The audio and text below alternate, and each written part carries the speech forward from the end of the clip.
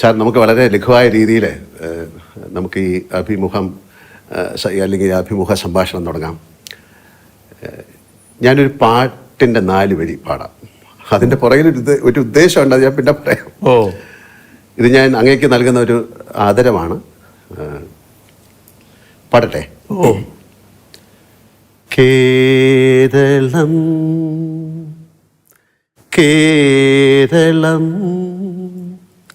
കേളി കൊട്ടുയരുന്ന കേരളം, കേളി കദംബം പൂക്കും Keralam, കേരകേളി സദനമാം N Keralam.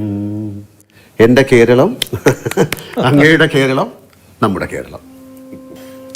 അല്ല, ഇതിൻ്റെ പുറകിൽ ഒരു നല്ല ഉദ്ദേശം എന്താണെന്ന് പറഞ്ഞാൽ, അങ്ങും എനിക്ക് 4 വരി പാടിത്തരണം. ഇപ്പോൾ വേണ്ട, ഇപ്പോൾ വേണ്ട. പിന്നെ നമ്മുടെ ഈ സംഭാഷണത്തിൻ്റെ ഇടയ്ക്കോ അത് അവസാനിക്കുമ്പോഴോ എന്തെങ്കിലും. സാർ, ഞാൻ സിനിമയിൽ വന്നിട്ട് 48 വർഷമായി. അതുകൊണ്ട് തന്നെ സിനിമയുമായി ബന്ധപ്പെട്ട ഒരു ചോദ്യത്തിൽ നിന്ന് നമുക്ക് തുടങ്ങാം. സാർ ആദ്യമായി കണ്ട സിനിമ ഏതാണെന്ന് ഓർമ്മയുണ്ടോ? അത് വളരെ ചെറുപ്പത്തിലുള്ളതായതുകൊണ്ട് അത്ര ഓർമ്മയില്ല. ഇല്ല. അത് നാട്ടിൽ വെച്ചായിരിക്കും കണ്ടത്. അതെ, അന്ന് ചെറിയ ടാക്കീസുകൾ നാട്ടിലുണ്ടാവുമല്ലോ, അതിന്റെ ഭാഗമായിട്ട് കണ്ടതാണ്. ഉത്തര കേരളത്തിലെ ഒരു നാട്ടിൻ പുറത്ത് ജനിച്ചു വളർന്ന ആളാണ് സാറ്. അപ്പോൾ അതുകൊണ്ട് തന്നെ അങ്ങയുടെ കുട്ടിക്കാലം എങ്ങനെയായിരുന്നു? അങ്ങേക്ക് സഹോദരന്മാരുണ്ടായിരുന്നോ? അതിനെക്കുറിച്ചൊന്നും. എനിക്ക് 2 സഹോദരന്മാരാണ് ഉണ്ടായത്. പക്ഷേ എൻ്റെ അമ്മ പ്രസവിച്ചത് 14ാമത്തെ കുട്ടിയാണ് ഞാൻ. ബാക്കിയുള്ളവരൊക്കെ മരണപ്പെട്ടു പോയിരുന്നു ചെറിയ പ്രായത്തിൽ തന്നെ.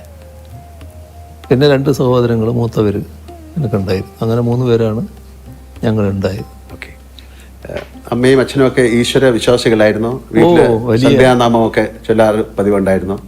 ഈശ്വര വിശ്വാസികളും വലിയ തോതിലുള്ള ഈ അന്നത്തെ കാലത്ത് ഭൂതപ്രേത കാര്യങ്ങളൊക്കെ വലിയ തോതിലുള്ള കാലമാണ്. അതെ അതെ. അപ്പോൾ അതിനൊക്കെ വല്ലാതെ വിശ്വസിക്കുന്ന കൂട്ടത്തിലായിരുന്നു. അതിൽ അമ്മയാണ് ഏറ്റവും കൂടുതൽ ഈ വിശ്വാസങ്ങൾ കൊണ്ട് നടന്നിരുന്നത്. അച്ഛനും വിശ്വാസി തന്നെയാണ്, പക്ഷേ അത്രത്തോളം ഉണ്ടെന്ന് പറയാൻ പറ്റില്ല. കുട്ടിക്കാലത്ത് ഏറ്റവും സന്തോഷകരവും സങ്കടകരവുമായ ചില സാഹചര്യങ്ങൾ എല്ലാവർക്കും ഉണ്ടാവും, അങ്ങേക്കും ഉണ്ടായിട്ടുണ്ടാവും. അങ്ങനെയെങ്കിൽ അവയൊക്കെ അങ്ങയുടെ ജീവിതത്തെ എങ്ങനെയാണ് സ്വാധീനിച്ചിരിക്കുന്നത്? അതിൽ വലിയ തണലായിട്ട് അമ്മ തന്നെയാണ് ഉണ്ടായത് എല്ലാ കാര്യത്തിലും. സാധാരണ നിലക്ക് നല്ല കരുതലോടെ എന്നെ വളർത്തുന്നതിൽ അമ്മ പ്രധാന പങ്ക് വഹിച്ചിട്ടുണ്ട്. എൻ്റെ കുട്ടിക്കാലത്തിന് അന്നത്തെ കാലം എല്ലാവരും പഠിക്കുന്ന കാലമല്ലായിരുന്നു. പിന്നെ പഠനം തുടരണമെന്നും ആഗ്രഹിക്കുന്ന കാലമല്ല. ഒരു 5ാം തരം ആവുമ്പോൾ പഠനം അവസാനിപ്പിക്കുക. അന്ന് നാട്ടിൽ ധാരാളം ഉള്ളത് ബീഡി കെട്ടാൻ, ബീഡി തൊഴിലിന് പോവുക, ബീഡി കെട്ടാൻ പോകുക. കുട്ടികൾ പോയിട്ട് ബീഡി ഇങ്ങനെ കെട്ടിക്കൊടുക്കും, നൂല് കെട്ടി. അതിന് പിന്നെ ഈ ചെന്ന ആൾക്കാർ പറഞ്ഞ് കുട്ടി പഠിക്കട്ടെ. അപ്പോൾ അതറിഞ്ഞിട്ട് സ്കൂളിലെ പ്രധാന അധ്യാപകനും മാനേജറുമായിട്ടുള്ള അദ്ദേഹം അമ്മയോട് പറഞ്ഞു, അവനെ ഇപ്പം അതിനൊന്നും വിടരുത്, നിങ്ങൾ പഠിപ്പിക്കുക തന്നെ വേണം എന്ന് പറഞ്ഞു.